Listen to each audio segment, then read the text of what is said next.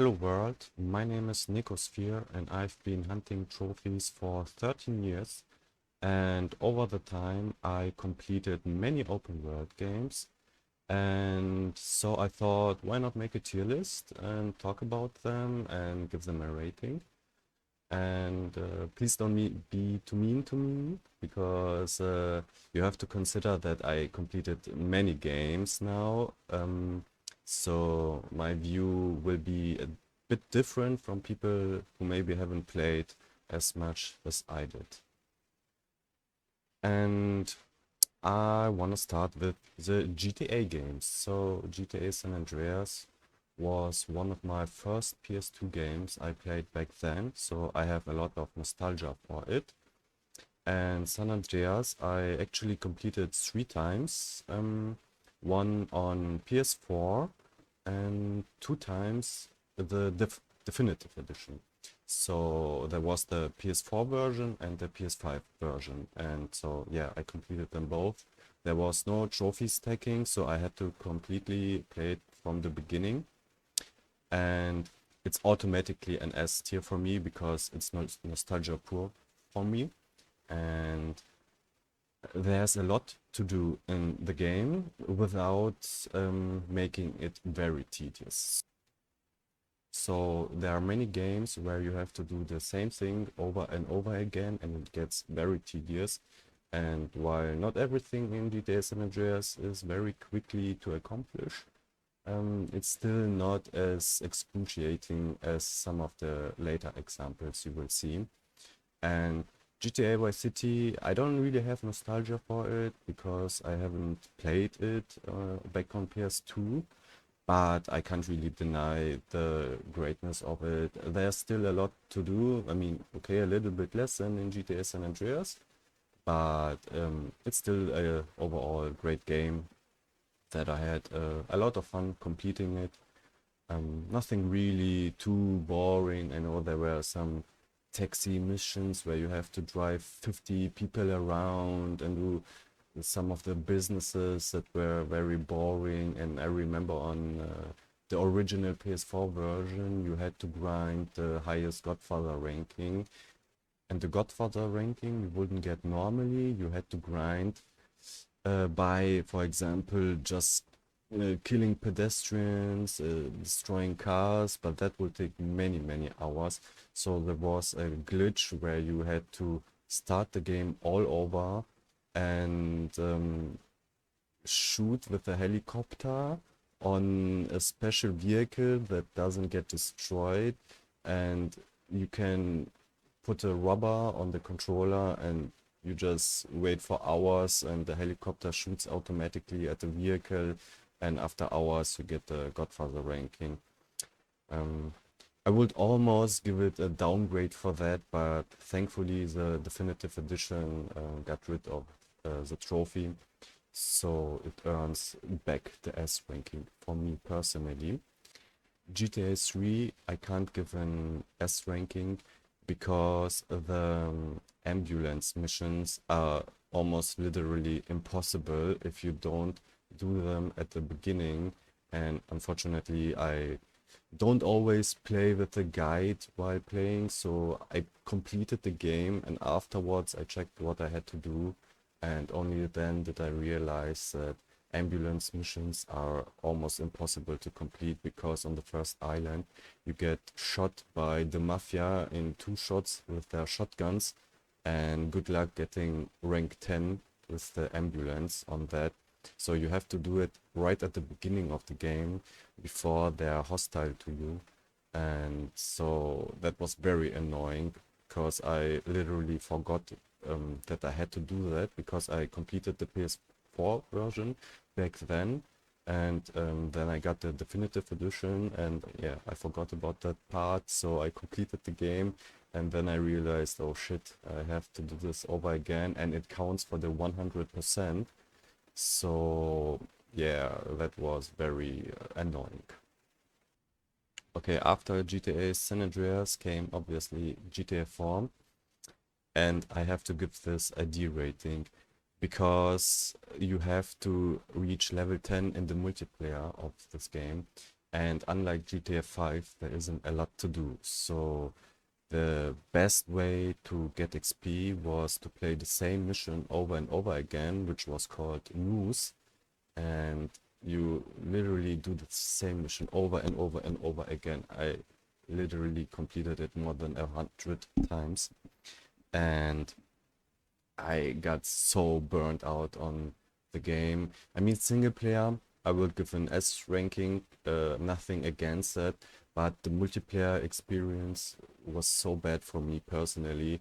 Whenever I think of GTA 4, I just think of the news mission, and yeah, I don't even have any remembrance of the single player. So yeah, unfortunately, because of the multiplayer, this gets a D ranking.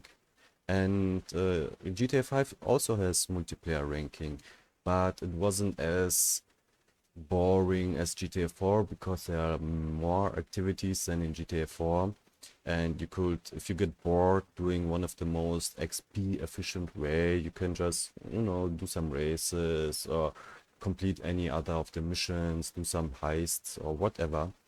And yeah, doesn't get an A ranking because at the end of the day, I still had to grind level 100 in multiplayer. And yeah, I get that people that play it casually or, just for fun get level 100 automatically. But I don't have the nerves for that, so I had to grind level 100. And since it wasn't a lot of fun, yeah, it gets a B ranking. Again, single player, great, nothing against it, although it was long, but long isn't such a big factor for me in open world games because I know that they can be long, but if I enjoy them, like GTA San Andreas, then I don't really care about the length of the game. Yeah, unless the trophies drag it down. So next is Red Dead Redemption. Red Dead Redemption I actually completed as one of my first games ever back on PS3. So there's also a little bit nostalgia involved.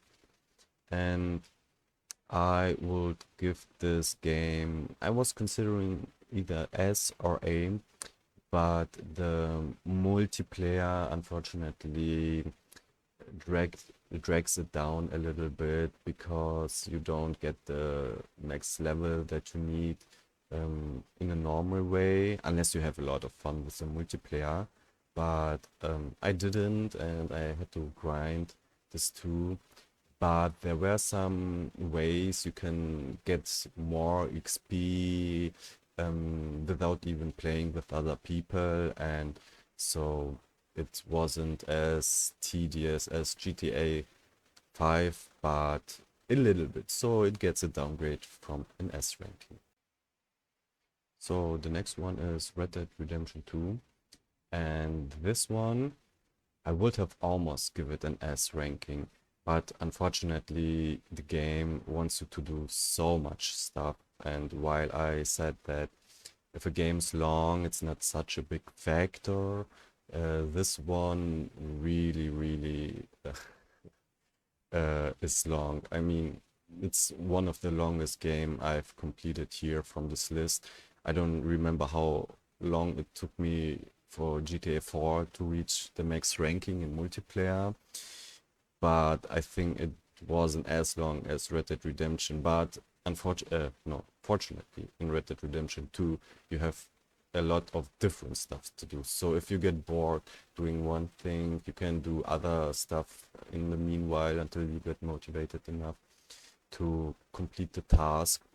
But collecting all animals in the game was very annoying because it was a lot of RNG, and even if you knew where they spawn, they just don't, and you just have to collect grind for hours, the same spot, run around and hope that this freaking animal spawns. And yeah, if it weren't so much RNG based, I would have almost give it an S ranking. And yeah, that's all of the Rockstar games. Next one are I take Assassin's Creed. I didn't complete all of them, you will just see, but I completed a bunch of them. And I'm not that big of a fan of the franchise. Many of the games I just got because of PlayStation Plus or a friend gave me the game. I didn't bought one single Assassin's Creed, and yeah, but Assassin's Creed 2 I can't really give it negative cred because it was one of the first games and it enhanced the first game, and it was a lot of fun back then on PS3. And despite having to collect a lot of feathers, that if you miss one feather and you can't really track which feather you missed, so you have to start all over again, and yeah, that was annoying. But since it didn't overstay its welcome, like all the other Assassin's Creed games, like Origins and Odyssey, I can give it a B tier. It was still a lot of fun because I enjoyed the Desmond storyline actually. I don't know how many people play this game for Desmond's story and Aspergo, etc., or if they just really care about the story in the past with Ezio. But I actually didn't care about Ezio, and yeah, I was more a Desmond guy. But yeah, after they killed him, I lost all interest in the series. I thought there was some bigger picture happening later on, but no, they had just killed him, and I thought, what the hell was the point of that? So yeah, that was the moment Assassin's Creed lost me. But still, I completed Brotherhood back then too. Um, Brotherhood I completed twice, like Assassin's Creed 2 and Revelations. The first one on PS3 was annoying because you had to do multiplayer stuff, and I remember teaming up with Hakum, one of the guys with the most platinum trophies back then, and with other people, and we stood around in a circle and we just killed each other over again because this was the most efficient way to get XP.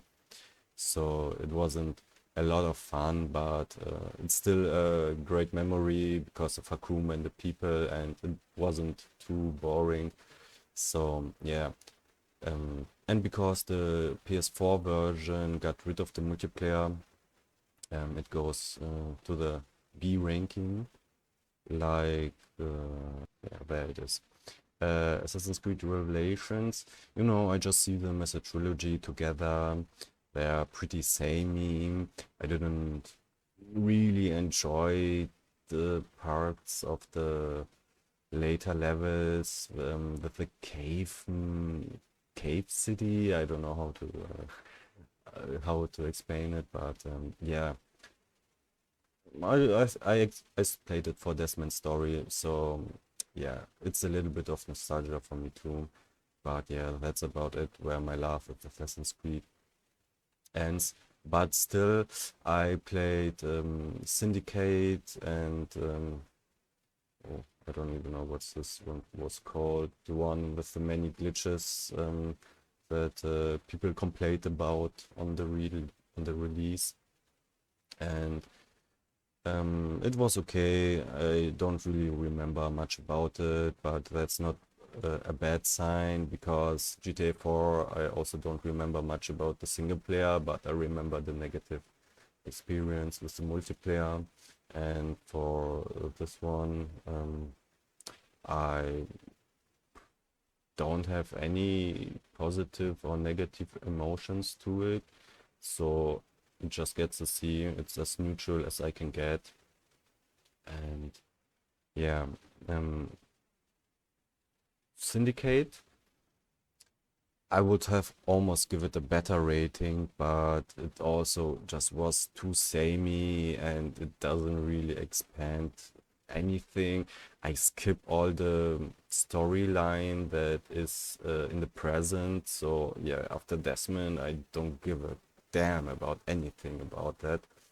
And so it just was, fun enjoying the timepieces they play and nothing more. It's very forgettable, but forgettable is not always negative. And yeah, then my last Assassin's Creed I completed was Origins, and this one is way too big. I don't know. All right, I mean, I know why, because they want you to pay stuff to boost your level or to shortcut here and there, and they want you to pay stuff, and that's why they make the maps so big.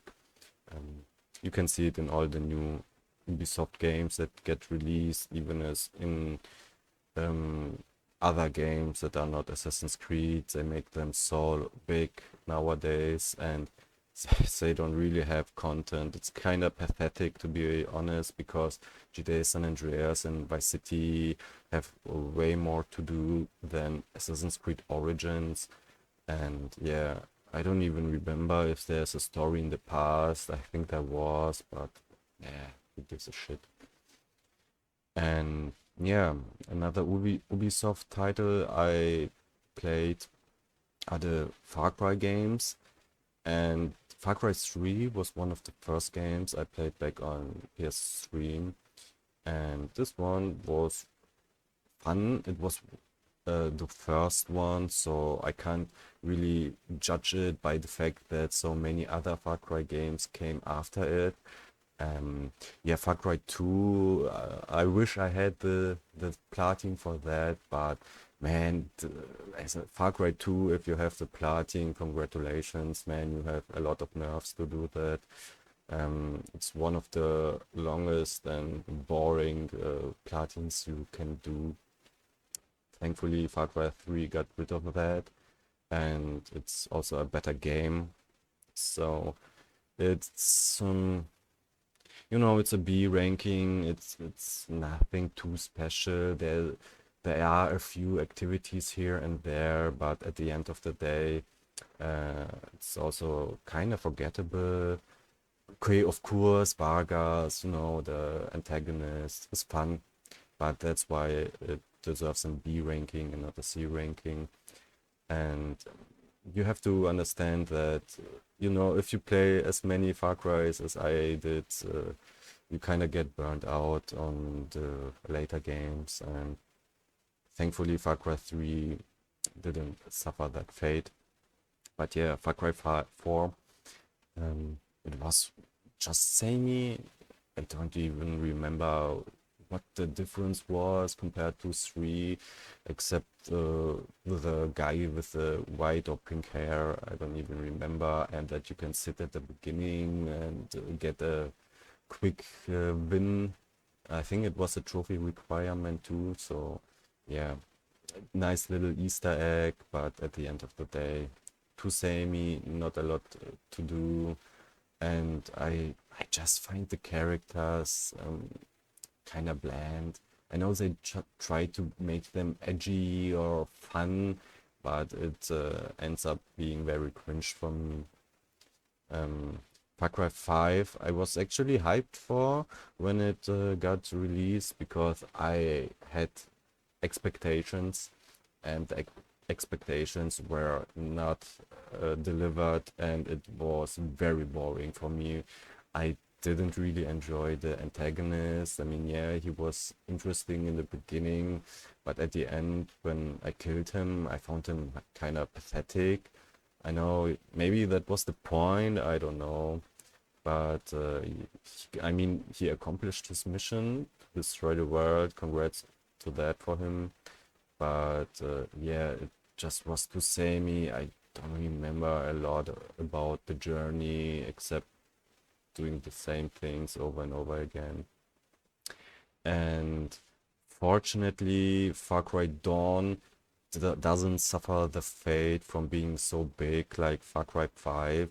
So this one gets a C ranking because um, I just enjoyed I enjoyed the open worldness, but a game like Far Cry 3 just drags it so much. It overstays its welcome so much.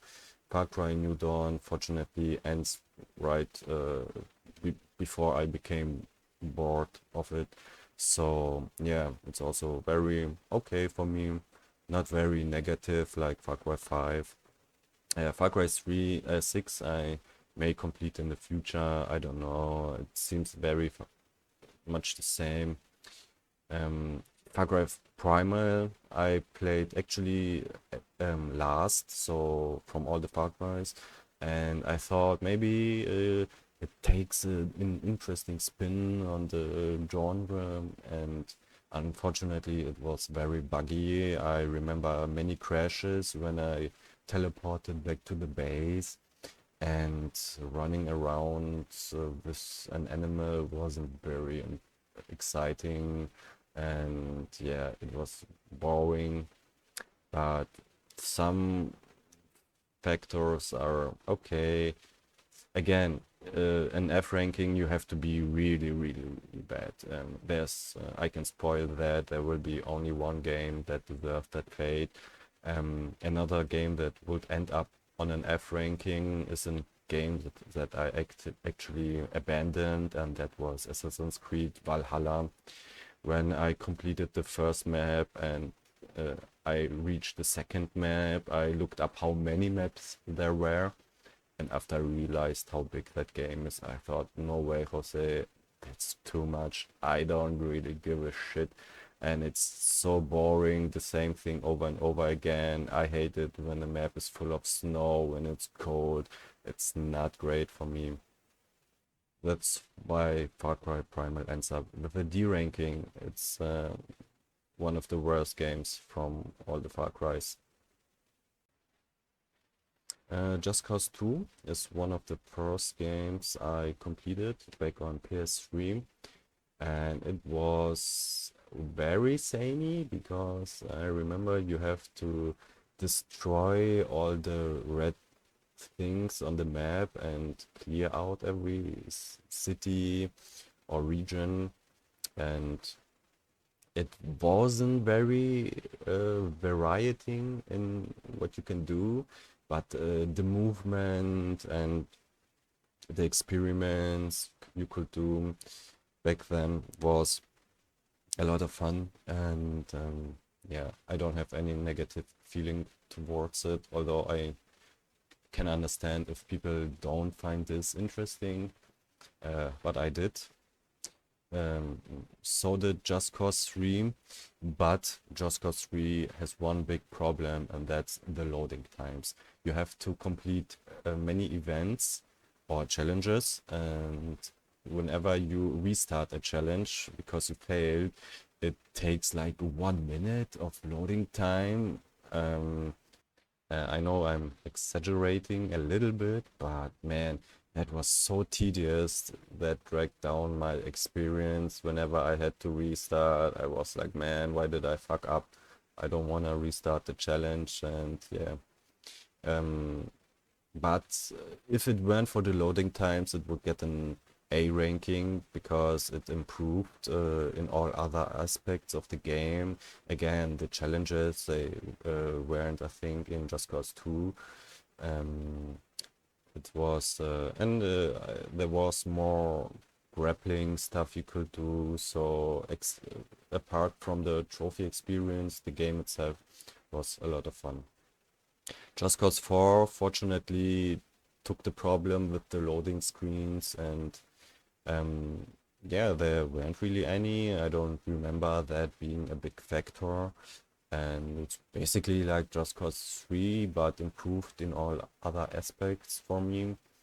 Um, I just find it very fun. It's very monkey brain for me, and that's about it, I can say. Again, it's one of the most monkey brain games here, um, but it deserves the spot. Oh, actually, I just saw that I missed one Rockstar game, and that's Bully. And Bully, I also played back on PS2, so there's nostalgia for it from me.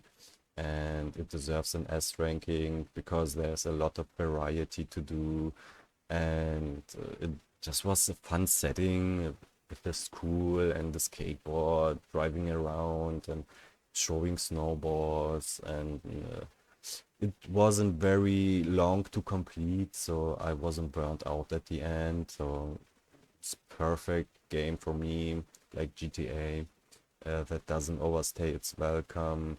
I mean, a game can be perfect, but if the requirement for the platin is some daunting task to do, then it can downgrade it. But fortunately, Bully didn't do that. Next one, very simple, Elden Ring. I thought about whether I put this game on this list or not because I also completed many Souls-like games. So I thought, I mean, they are also kind of open world-ish, except Demon Souls. Um, but at the end of the day, Elden Ring is it's a more classic open world game than Bloodborne or Sekiro or Dark Souls. So this one obviously gets an S ranking. Do I even need to say anything about it? I don't want you guys to come at my house and burn it down. So S ranking. Next one. The Witcher. The Witcher also S ranking, one of the best games with Elden Ring. Um, the most annoying thing in for the trophy requirement was the event cards to get them all, and there were some missable fights, but I took a note of the missable things, so it wasn't very annoying for me to complete. And yeah, if I missed one single card and had to do all this over again, maybe I would have dragged it down like I did with Grand Theft Auto Stream. But yeah, I didn't, so I can't give it a negative for that. And yeah, all the other aspects of the game were very fun. It doesn't overstay its welcome. Um, I can't really remember grinding for a single trophy except getting 20 or something headshots with a crossbow, but that was like half an hour of grinding, so that's completely fine. Next one is Yakuza, and this one I would give almost an S ranking, but man, I just hate Mahjong, and I remember the cat fights or wrestling fights or whatever they are called, where it's like rock paper scissors, and winning X amount of time with rock paper scissors is not a lot of fun because it's not skill dependent. It's a lot of RNG, and yeah, if you lose in one of the last battles because the opponent chose rock and you chose scissors, uh, not a lot of fun. But all the other aspects of the game were great. A lot of variety, like GTA San Andreas, etc. So Yakuza is one of the only games nowadays that I would say are like GTA in that they have a lot of stuff to do. And yeah, I mean, Far Cry also has a lot of stuff to do, but it has a lot of the same stuff to do all over again, and that's get very boring after a while. Yakuza 6, I will give an S ranking. It was shorter than 0 and didn't overstay as much as 0 did with the wrestling fights. And yeah, I just remember having a great time, no negative experience whatsoever. You must consider that I completed many other games, so I don't always remember what I had to do in that game, and it's more like what feeling do I get in my heart when I see the game and the title, and thinking about getting the platin. And yeah, when I see the GTA 4 logo, I just dread it. I think, no, please get away. Yakuza 6. So I just remember having a great time, no negative feelings. Very good. I started playing Yakuza 1, but I can't decide if I want to play Yakuza 1 or the RPG one as a spin-off. So maybe in the future. Since we are in Japanese territory right now, I might say Ghost of Tsushima. Ghost of Tsushima, I know you guys don't vote this video, but thankfully to get rid of that. Man, I would give an S ranking, but I don't because it's kind of samey. I know you can collect foxes and do the stuff where you have to cut bamboos or something to increase your stats, but at the end of the day, it was too samey and it didn't had a big of variety to do the stuff. Yeah, you could unlock stuff to wear and so on, but yeah. Yakuza has more variety than Ghost, I get that, but the fact that it's so tedious drags it down, and that's why, I can't really always compare why this one is an A ranking and the other one also an A ranking, while I give completely different reasons why I feel about that. So yeah, please accept that. Again, nothing against the game, great game, but too samey at the end of the day. Again, A ranking is very good. And next Japanese game, Sleeping Dogs, I would also give an A ranking because it's been a while since I completed it, and I didn't enjoy the movement on in the game. Um, I mean, you have to run around in the map all the time, all over again. And if the map is too big or your character is too slow, it gets very tedious. And yeah, it's it's great, but it also doesn't have a lot of to do like Yakuza or the other games. But again, it's a great underrated game. If you like Japanese open world games or Japanese culture or whatever, then you may try this one out.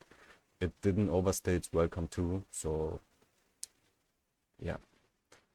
Uh, the last Japanese game here is Ghostwire. This is one of the more recent ones, and this one I also have to give an A ranking because I just love the Japanese culture, and I know there were many collectibles, but I actually liked getting them because there were so many different ones, and I always was so interesting in the description of the items and the culture behind it, and the yokais and the kappas, and I just love the setting, so it gets a better rating from me automatically.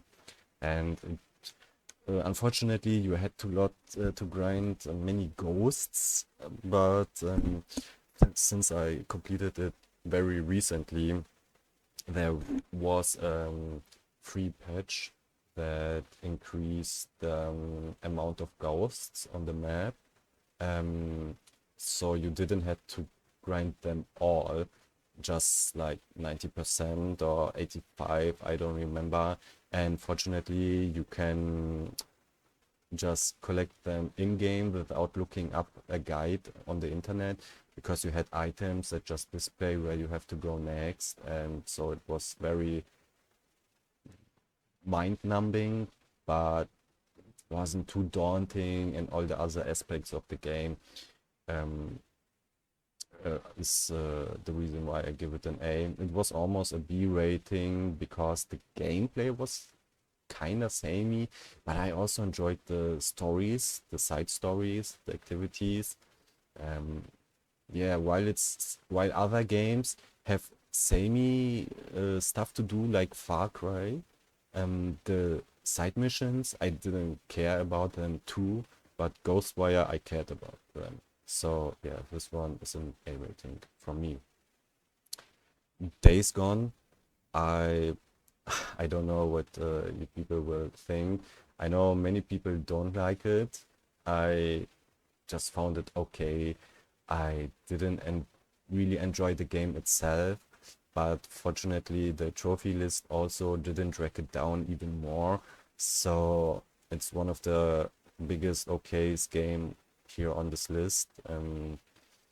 Yeah, it was okay driving around with the bike, but also zombie theme is so played out. And yeah, speaking of zombies, Dying Light, Um, it was also an okay game, um, but also the parkour is okay, but at the end of the day, it was also very samey. The multiplayer trophies you had to do were not very fun, although also fortunately not too long.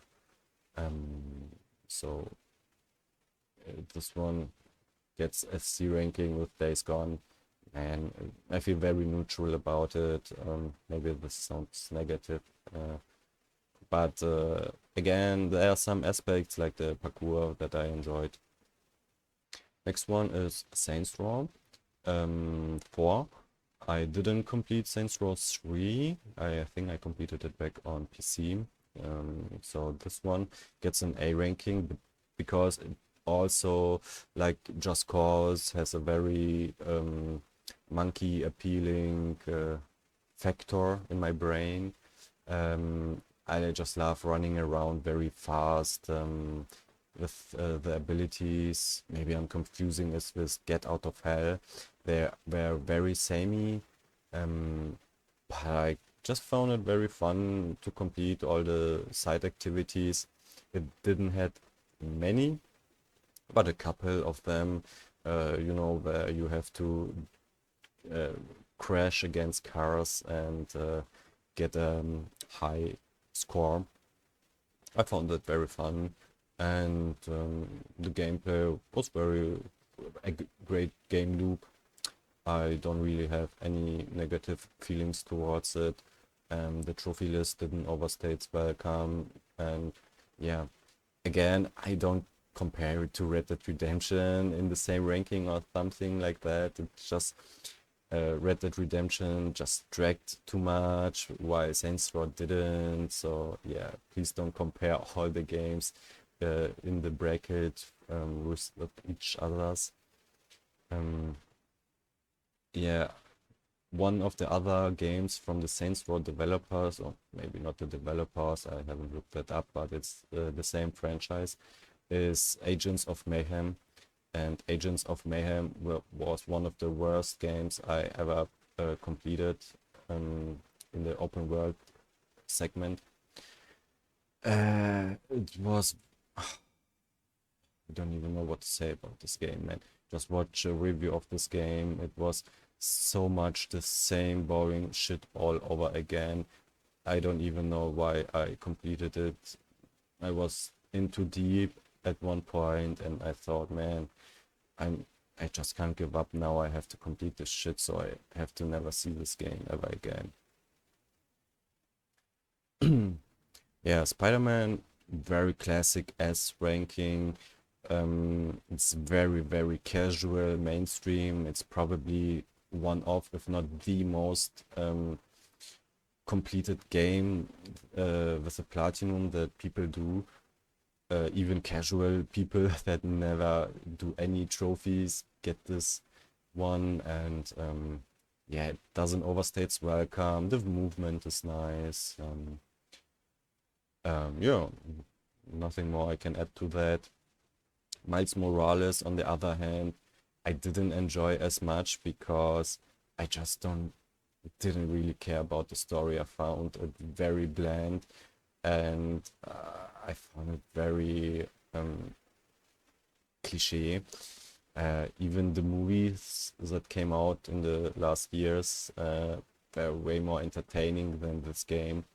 And the fact that you had to complete a second playthrough for no reason, I don't know what they think about that.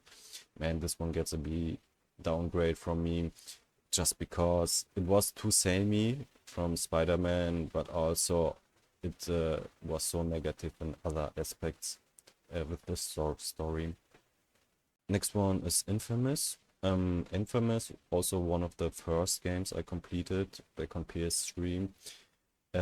It suffers the same fate like Assassin's Creed in that you had to complete to collect shards and you couldn't track them. So if you think you collected one and missed it, and you end up with I don't know how many, 199 out of 200, then you had to start all over again with the guide, and I never liked playing with the guide by my side. So yeah, the fact that the shards are there decrease it to a B ranking.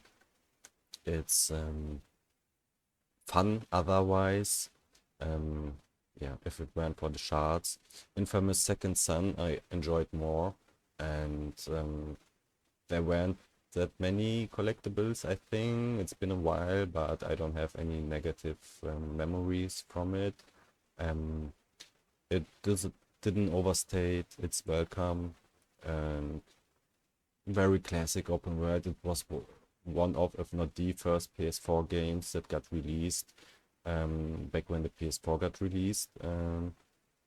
So very classic, no negative feelings, very basic open world game, just like Infamous First Light, also very samey like Second Son, but very short. So if you got bored out of Second Son after completing it, um, you can still play First Light because new abilities and yeah, very short. I don't remember, like 10 hours or something like that. It's been a while. Next one is Mafia 1. Mafia 1 is one of the most pointless open world games I ever played. I don't know why they did it. I don't know if the original Mafia 1 was an open world game. I haven't looked that up. But man, there was nothing to do. Uh, there were some cards you could collect, but they weren't very interesting. Mafia 2 has at least boobies, so you have that going, but you don't get that in Mafia 1. Yeah, Mafia 2 I didn't actually play, so Mafia 3 was the next one in the series, and this one was okay.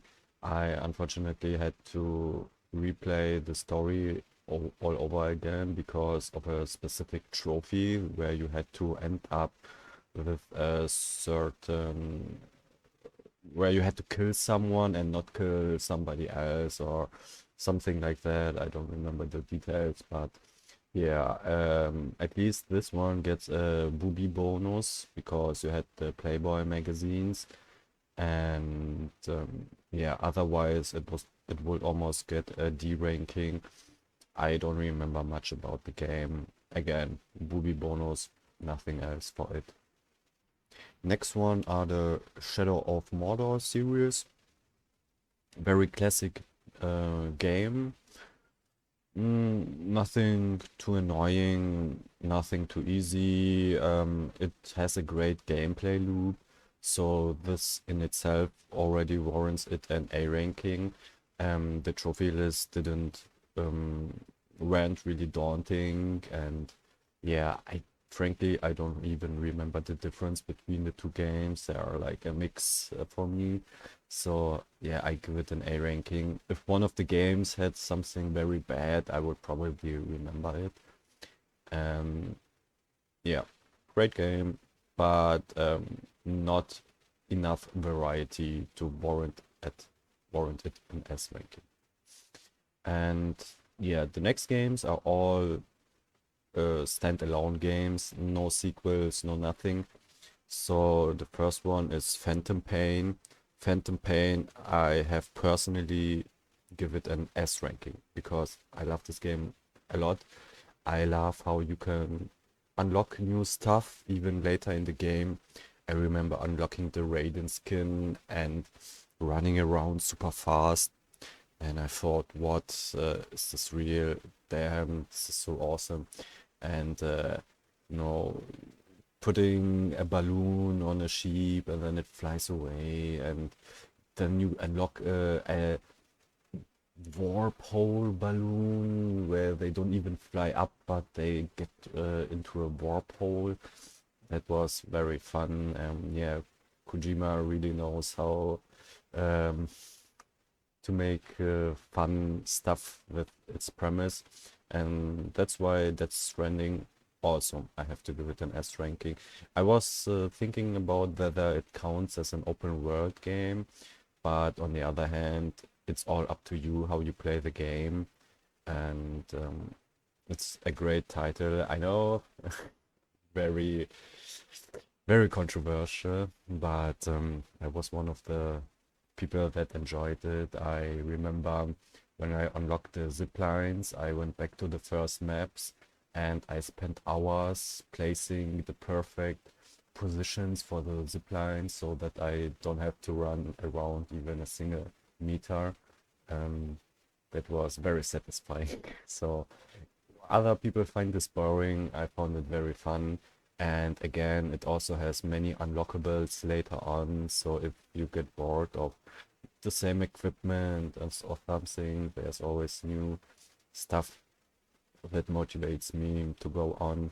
A little bit long, yeah, but I didn't really mind. Next one, Horizon. Horizon, I must say, I know people really loved the first game. I found it okay. I don't really care about the characters. I find them all very boring and bland, and there are no fun characters. It's like this game forbids you to have a fun character. It's also serious, and I'm currently playing the second one, and the second one I dislike even more. It's even more bland, and I'm thinking, man, it's so not fun. Next one is Mercenaries 2. This is one of the oldest titles. I completed it back on PS3, and I don't remember much about it except that it has great destruction. Um, but it was so forgettable in all the other aspects, and I think many people are not gonna enjoy this game. Um, but for the one of the first games, it at least gets a D ranking. Again, destruction was interesting for the timepiece. Next one is Tchia. Tchia is literally the last open world game I completed it, and it was very fun. There are a lot of activities to do. The collectibles are thankfully viewable on the map, so you don't have to play with a guide. I loved how I could transform into a stone, then throw the stone very far away, and while it's flying away, I transport back into the stone while it's flying away, so you become the stone that's flying away.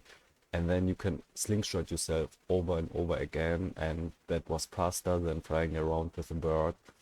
And yeah, again, movement speed in an open world game is very important. So yeah, the fact that you could transform into animals or other objects and just slingshot around was great. The mini tasks were okay. Um, it didn't overstay its welcome, so perfectly a game. I mean, it's the first game from the developers, so they did a very good job. Watch Dogs 2, I also enjoyed a lot. I remember the multiplayer trophies weren't even annoying. It was like Assassin's Creed Brotherhood multiplayer back then, where you had to hide under civilian or pretend you are a civilian and not get caught. That was very not nerve-wracking, but the pulse is going up when the enemy is running past you and they don't notice you. And yeah, that was fun. The open world aspects are fun too. It also triggered the monkey in my brain very good. Maybe I try Watch Dogs 1 one day, but I heard it's less fun. And Legion, man, I don't know Legion. Arkham Knight. Um, yeah, Arkham Knight is also an A game. It's not that much in variety. I remember just driving around with the car a lot, shooting at stuff, and uh, getting many collectibles or Riddler trophies, whatever they were called. And it's kind of like Spider-Man for me, but Spider-Man at least had more fun movement. And yeah, Arkham Knight not, and it's also always night, and that's also not fun for me personally.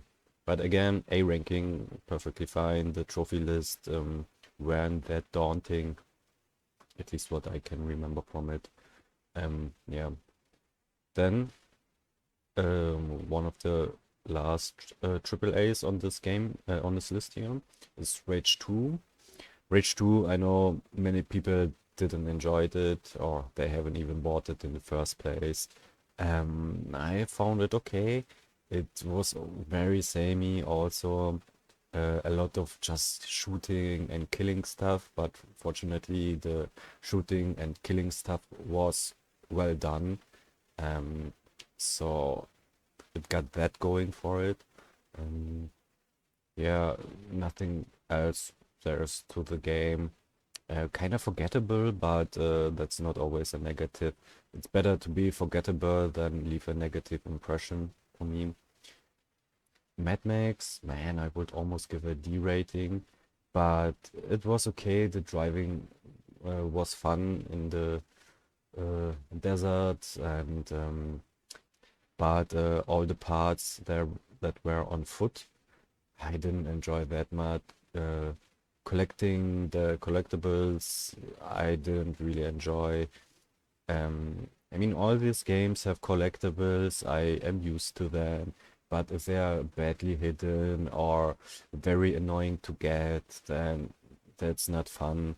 Um, yeah, so it gets a C for the desert, the car stuff, and a D ranking for all the missions on foot.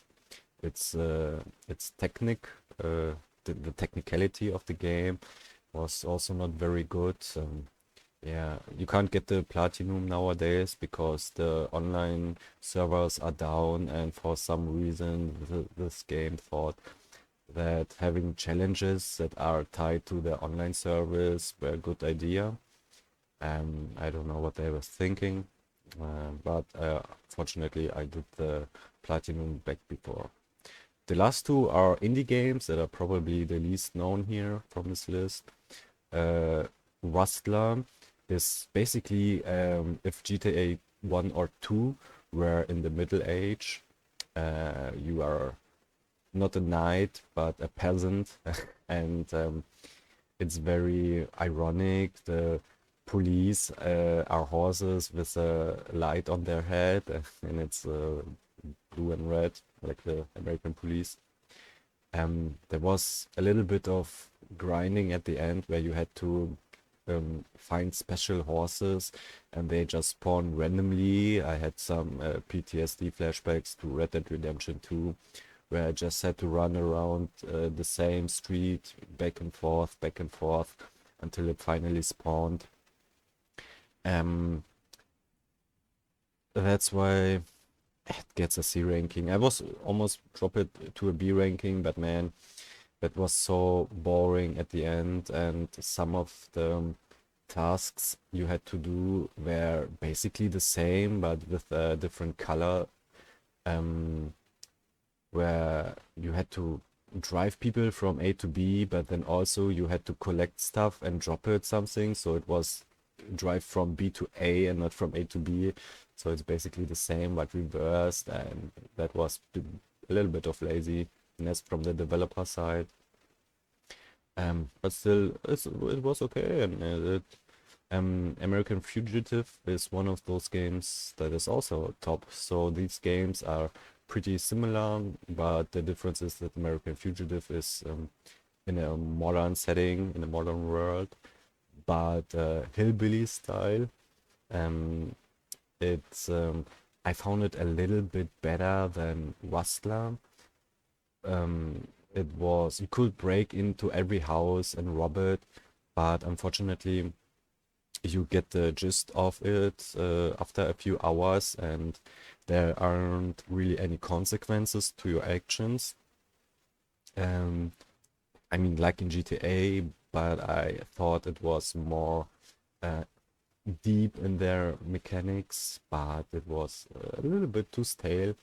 But the story missions were fun. and the trophy requirements didn't overstay its welcome. And yeah, it gets a B. It's a great little indie GTA game. So yeah, this is my tier list of open world games. I completed it. I know not everyone's cup of tea. Um, Many people get burned out on open world games and how much you can do, but for whatever reason, it triggers the monkey in my brain very nicely. So I actually enjoy them. Um, Unless yeah, like Far Cry and just too much, or Assassin's Creed Odyssey, Valhalla, and respect to all the people that still enjoy the Assassin's Creed series. I thought about maybe completing Black Flag at some point.